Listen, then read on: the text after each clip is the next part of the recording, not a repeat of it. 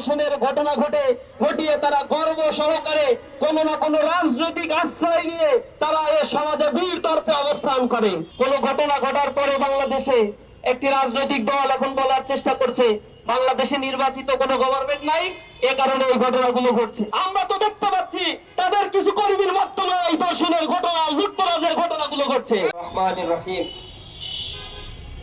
শহীদ কাফেলা প্রান্তীয় সংগঠন বাংলাদেশ ইসলামী ছাত্র শিবির ঢাকা মহানগর শাখার উদ্যোগে আয়োজিত ধর্ষণের বিরুদ্ধে আজকের ঐতিহাসিক মানববন্ধনে উপস্থিত ইসলামী ছাত্র শিবিরের শাখা এবং কেন্দ্রীয় পর্যায়ের নেতৃবৃন্দ, আইন শৃঙ্খলায় নিয়োজিত ব্যক্তিবর্গ, ইন্টেলিজেন্সের ব্যক্তিবর্গ, উপস্থিত সম্মানিত সাংবাদিক বন্ধুগণ, আসসালামু আলাইকুম ওয়া রাহমাতুল্লাহি ওয়া বারাকাতুহু। আমরা এক লজ্জিত বিবর্ণ চেহারা নিয়ে আজ আপনাদের সামনে কিছু যুবক হাজির হয়েছে যারা খুবই লজ্জিত হচ্ছি।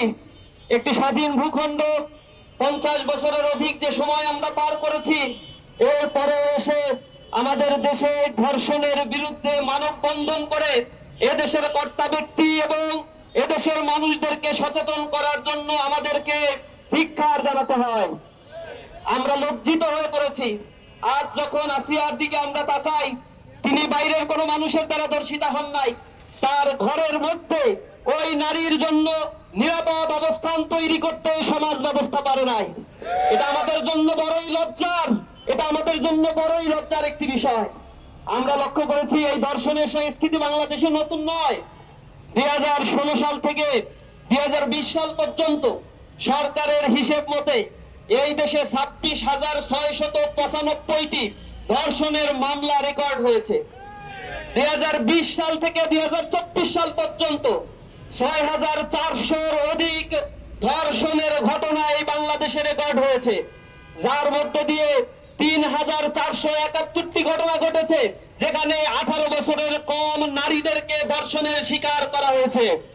কিন্তু আমরা এর কোনো বিচার পাই নাই।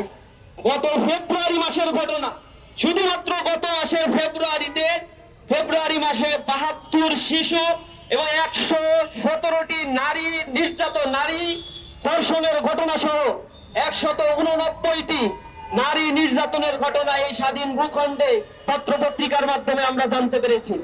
সুতরাং ধর্ষণের এই ঘটনা নিত্য নৈমিত্তিক একটা ব্যাপারে পরিণত হয়েছে এই বাংলাদেশে। এটি একটা ট্রেডিশন, একটি কালচারে পরিণত হয়েছে।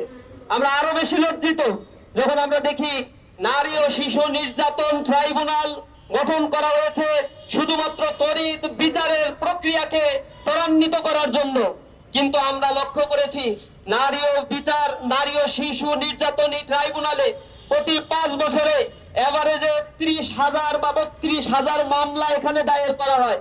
কিন্তু দীর্ঘসূত্রিতার কারণে এখান থেকে মাত্র 4 থেকে 5% মামলার বিচার কার্য আমরা দেখতে পাই। বাদ বাকি 95% কেসের ক্ষেত্রেই এই ধর্ষক লম্পট চরিত্রহীন মানুষগুলো তারা বিচারহীনতার কারণে তারা জামিন নিয়ে আমাদের সমাজেই বসবাস করছে এবং একের পর এক ধর্ষণের ঘটনা ঘটিয়ে তারা গর্ব সহকারে কোনো না কোনো রাজনৈতিক আশ্রয় নিয়ে তারা এ সমাজে বীর তর্পে অবস্থান করে। আমরা হীন কালচারের পরিবর্তনের জন্য তীব্র আন্দোলন গড়ে তুলব ইনশাআল্লাহ। ইসলামী ছাত্র শিবির বলতে চায়, বাংলাদেশে নারীদের মর্যাদাকে সমুন্নত করার জন্য ইসলাম যে মর্যাদা দিয়েছে, ইসলামী আইন যে বিধানের কথা বলেছে, আপনারা আজকে দেখেছেন নারীরা মিছিল করে বলছে ধর্ষকদের সর্বোচ্চ শাস্তি আজ মৃত্যুদণ্ড দিতে হবে। এটা 1550 বছর আগে ইসলাম বলে দিয়েছে ধর্ষকদের শাস্তি হবে পাথর মেরে প্রকাশ্য দিবালোকে তাদেরকে হত্যা করতে হবে। তাহলে বাংলার জমি আর কোনো ধর্ষকের জন্ম হবে না। কিন্তু এই সংস্কৃতি আমরা দেখি না। একটা ধর্ষণের মামলা নিতে গেলে যে কাহিনী করা হয়, একটা ধর্ষণের মামলা দেওয়ার পরে 7-8 বছর চলে যায়, সেই মামলার কোনো সুরাহা হয় না। আমরা এই বিচার ব্যবস্থাকে ঢেলে সাধারণ জন্য সরকারের প্রতি উদাত্ত আহ্বান জানাচ্ছি। আমরা আরো উদ্বেগের সাথে লক্ষ্য করি, কোনো ঘটনা ঘটার পরে বাংলাদেশে একটি রাজনৈতিক দল এখন বলার চেষ্টা করছে বাংলাদেশে নির্বাচিত কোনো গভর্নমেন্ট নাই, এ কারণে এই ঘটনাগুলো ঘটছে। আমরা আরো লজ্জিত, এদেশে সেই জুলাই বিপ্লব পরবর্তী যে জাতীয় ঐক্যমত গড়ে ওঠার কথা ছিল, এই ঐক্যমত গড়ে উঠলে এই জাতীয় ধর্ষণ, ছিনতাই, লুটেরাজদের কোন স্থান এই বাংলাদেশে হতো না। কিন্তু কিন্তু আমরা সেই জাতীয় ঐক্যমতের বিপরীতে গিয়ে শুধুমাত্র যে কোনো ঘটনা ঘটলেই শুধুমাত্র নির্বাচনী একমাত্র সমাধানের দিকে একটি বৃহৎ রাজনৈতিক দল যে বুলিয়া উড়াচ্ছেন, আমরা তো দেখতে পাচ্ছি তাদের কিছু কর্মীর মাধ্যমে এই ধর্ষণের ঘটনা, লুটতরাজের ঘটনাগুলো ঘটছে। আমরা স্পষ্টভাবে বলতে চাই, এদেশের মানুষকে নারীদের সার্বভৌমত্ব, নারীদের যে স্বাধীনত্বের নিরাপত্তা, এই বিধানের ক্ষেত্রে যদি ঐক্যমত পোষণ করতে না পারেন, এই বাংলাদেশের রাজনীতিতে আপনাদেরকে মাইনাস করা হবে। জনগণ আপনাদেরকে সমর্থন দিবে না। জনগণের পালস বোঝার চেষ্টা করে, জনগণের নিরাপত্তার জন্য রাজনীতিবিদরা ঐক্যমতে আসার চেষ্টা করেন। আমরা তরুণ সমাজ এই দৃশ্যই এই বাংলাদেশে দেখতে চাই। এদেশে কোনো হত্যা, খুন, গুম, কোন ধর্ষণের সংস্কৃতি এই যুব সমাজ, এই তরুণ প্রজন্ম আর দেখতে চায় না। আমরা সর্বোপরি আপনাদের কাছে বলতে চাই, উদাত্ত আহ্বান জানাবো সাংবাদিক বন্ধুগণ, আমরা এই যে ধর্ষণের ঘটনাগুলো যেগুলো মিডিয়ায় আসছে, অসংখ্য ঘটনা রয়েছে যেগুলো মিডিয়ায় আসে না। মিডিয়া আসা এই ঘটনার হিসেব করেই আমাদের পিলে চমকে যায়। কিন্তু প্রত্যেকটি প্রত্যন্ত অঞ্চলগুলোতে, প্রতিটি জায়গায় যে ধর্ষণের ঘটনাগুলো নীরবে নিবৃতে ঘটে যাচ্ছে, কত মেয়ের ভোবা কান্না, চোখের পানিতে এই জমিন সিদ্ধ হচ্ছে, তার কোন হদিস আমাদের জানা নাই। এই ধর্ষণের ঘটনার জন্য শুধুমাত্র আইনকে শক্ত করা একমাত্র সমাধান নয়। আমরা বলছি অশ্লীল কালচার যে ওটিটি প্ল্যাটফর্মের মাধ্যমে ফ্রি সেক্স লিভিং টুগেদার প্রথা এই সমাজ ব্যবস্থাকে পিছিয়ে তুলেছে।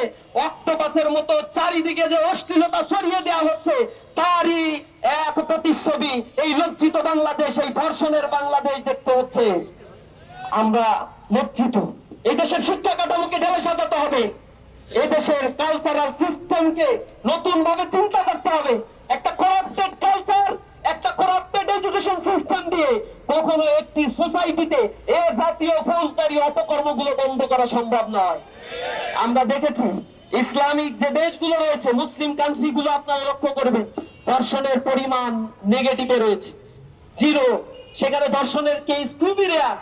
কিন্তু পশ্চিমা যে কালচার, যে সংস্কৃতি রয়েছে, অথবা আমাদের মতো এই প্রাচ্যের কালচারের এই দেশগুলোতে ধর্ষণের ঊর্ধ্বমুখী অবস্থান আপনারা দেখতে পাবেন। ইউরোপ আমেরিকার কালচারের দিকে আমরা তাকালে দেখতে পাই, সেখানে ফ্রি সেক্স লিভিং টুগেদার প্রথা চালু হওয়ার কারণে 50%, 60% সন্তান জন্মগ্রহণ করে, but they don't know who is their father. তাদের বাবার পরিচয় তারা জানে না, পুত্রী পরিচয়হীন সন্তানের সেখানে জন্ম হচ্ছে। সিঙ্গেল মাদার কনসেপ্ট তারা ডেভেলপ